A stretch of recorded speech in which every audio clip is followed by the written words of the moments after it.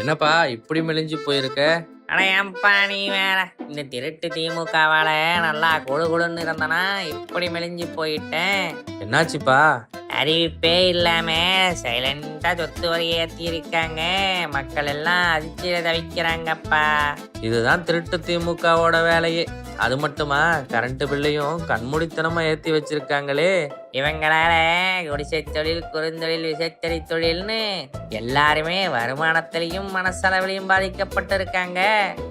மாசம் மின் கட்டண முறையை கொண்டு வரேன்னு பொய் வாக்குறுதி கொடுத்து மக்களை ஏமாத்தி இப்போ வரைக்கும் 2 மாசத்துக்கு ஒரு முறை நடுத்தர மக்கள் கிட்ட இருந்து ஒரேடியா பணத்தை கொள்ளடிச்சிட்டு இருக்காங்க. மத்திய அரசு ஜிஎஸ்டியில தளர்வு கொடுத்தும் தமிழக அரசு ஆவின் நிறுவனத்துல நெய் விலையை அரை கிலோவுக்கு 40 ரூபாய் ஏற்றிருக்காங்க.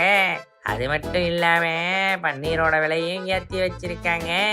சொத்து வரியும் ஏறி போச்சு, மின் கட்டணமும் ஏறி போச்சு, பால் விலையும் ஏறி போச்சு. திமுக ஆட்சியோட அராஜகத்தால மக்களோட வாழ்க்கையே நாரி போச்சு. ஒரு பக்கம் போதையால நாட்டை அழிக்குது, இன்னொரு பக்கம் கட்டண உயர்வால வீட்டை அழிக்குது.